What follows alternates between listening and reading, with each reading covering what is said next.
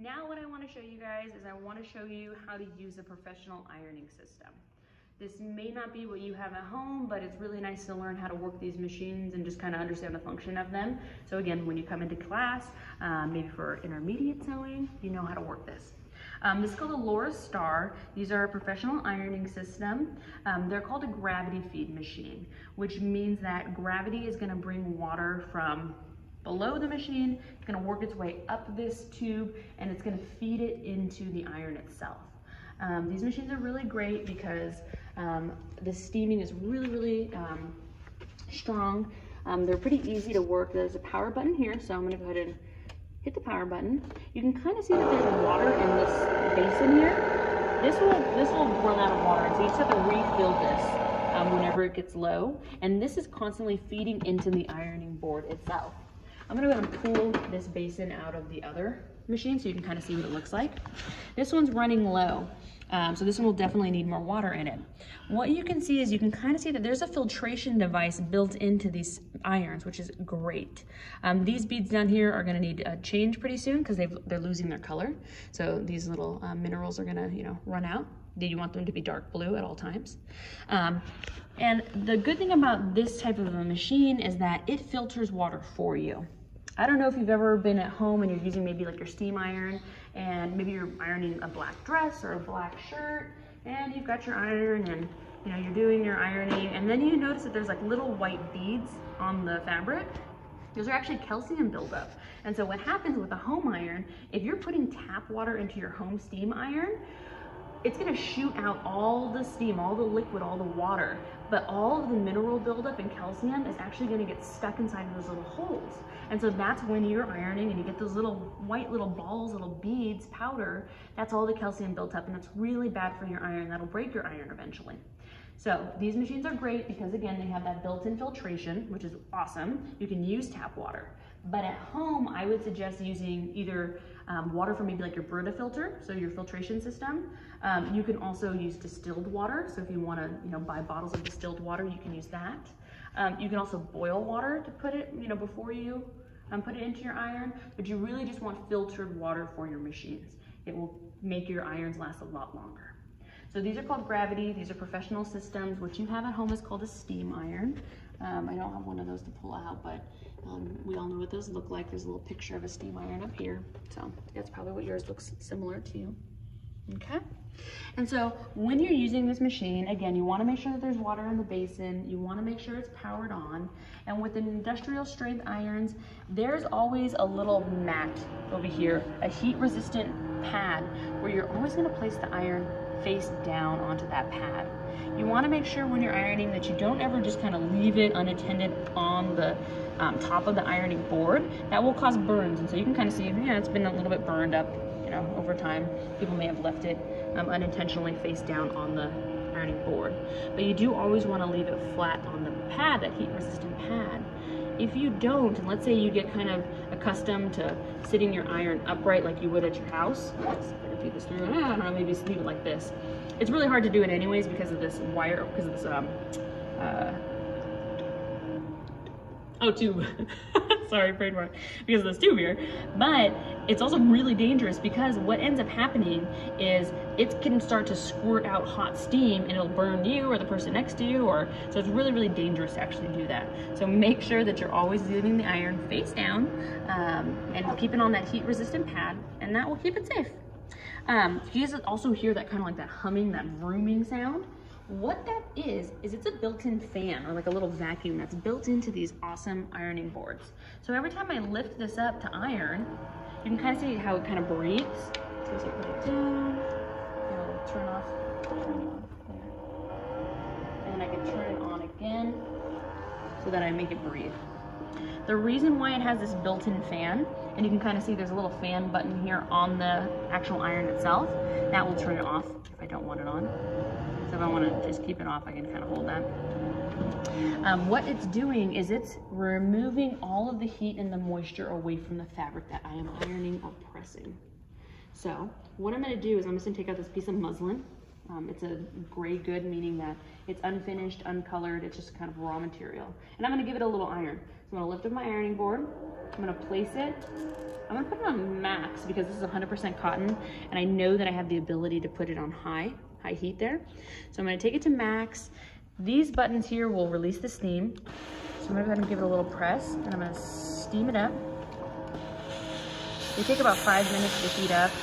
So if you don't see steam right away, it's just still heating up, so don't worry about it. But you see all of the steam, it's getting rid of all of the wrinkles, it's ironing really, really well. And the reason why that fan is going, why that little vacuum is, acting up right now, is because what the machine is doing is it's sucking away and pulling away the hot, steamy air, and it's cooling down the fabric so that it can set. I like to think of this as when you're blow drying your hair. So most blow dryers have that little blue button that kicks out cold air.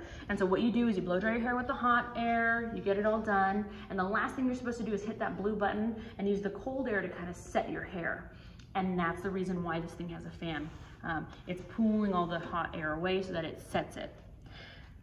That is the same reason why a lot of ironing equipment is made out of wood. I'm gonna pull out some really important tools here, and you'll notice that they're all made of wood for the most part. And so I'm gonna go over these different tools. I'm gonna talk about them just briefly for you. I'm not a big fan of ironing at home. I can't stand ironing at home, but I actually love to press.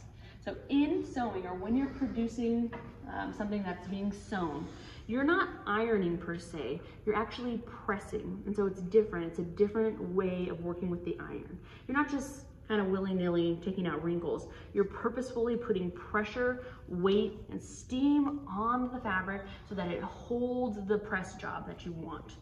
That's how we get really clean lines. That's how in your jeans it looks really flat and smooth. If it wasn't for a good press job, all of this would look really bulky and it wouldn't look right. So pressing is really, really important as you're making something while you're sewing. So you'll hear me say it a couple of times, or you'll hear me say probably throughout the whole class. The second you're done sewing, go to your ironing board.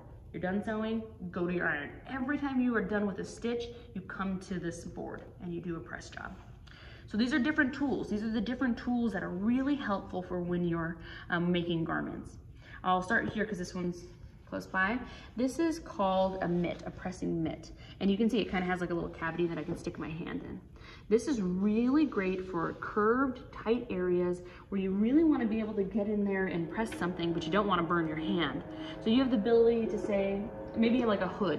Maybe you have a hood that you want pressed really well, or maybe like a nice round collar. You can take that, put it over the curvature of this mitt, and you can use the iron and press and, keep your hand safe. Okay, so these are great for curved areas and tight, small areas. This is very similar to this here, which is called a tailor's ham. It's called a ham because it kind of looks like a Christmas ham. It's kind of shaped like that, neat. And this is really, really good for other curved areas. Certain areas that would have a lot of curvature would be in women's wear, maybe like a blouse.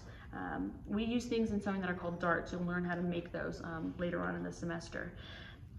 Tailor's ham is great for pressing darts because you can take that shaped area of the bust, wrap the fabric around, give it a nice good press job, and you're not going to smoosh the fabric down and get those ugly like flattened lines. So this is really good for used in curved areas like busts, maybe like your hip area, maybe to go inwards on your waist so that it sucks it in. Really good for curvatures. Okay, and that's called the tailor's ham. Another pressing tool is this little sleeve roll. It kind of looks like what it is. It's a little roll, like a French roll, but it's meant for sleeves. So if I wanted to press my sleeve of my button-up shirt, it's kind of hard to do that laying flat on the machine, and you end up with lines flat on either side. So if you were to take this roll and slip it into the sleeve, you can then get a really nice press all along a sleeve, maybe a tight pant, children's wear. This is nice for like button-up shirts that kids wear. Okay, so really nice for like tubed areas. Okay, and then we come to the wooden tools here, and there are variations of all of these. So I have like another one here. This is like a different version of the tailor's board, but you'll see that they essentially are all wooden and they have different purposes. These are renditions of tailor's board, or this is called a contour board because it has so many different contours on it. If you're making a Peter Pan collar, you may want to use this little curvature here to get that Peter Pan collar really curved. Maybe you're making a really cute little girl dress that has like a scalloped hem. Oh, you might want to use this curvature here for the scalloped hem. Maybe you're making a pointed collar. You may want to use this point or this point for that pointed collar. This is a contour board, also made of wood. These are more common, and these are called tailor's board.